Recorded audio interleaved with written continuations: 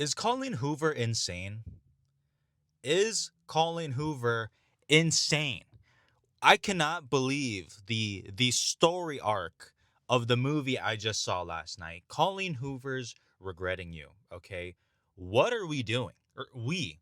I, I guess I speak French. No, what is she doing? Is this what the book is like?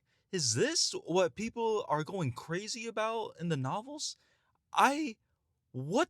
I obviously have not read the book, so I had no idea what to expect when going into this. It's from the director of The Fault in Our Stars, so I was like, you know what? I expect just a competently made, somewhat entertaining movie that's probably going to move a lot of other people around me, but not actually me. And that's kind of what I got for the first half. I was like, you know what? This is pretty watchable. It's light enough. It's moving. Okay, cool. And then the second half happens where it really starts to unfold and more things get repetitive. And I started screaming into my hands, like, I get it. I get it. Can we move on? I understand. Jesus Christ. McKenna Grace and Mason Thames are the best part of this movie. I believe them, their chemistry, and they might be dating. I don't know. I'm like 27. I don't follow young teenage celebrities. Okay, I don't know. But they are very good.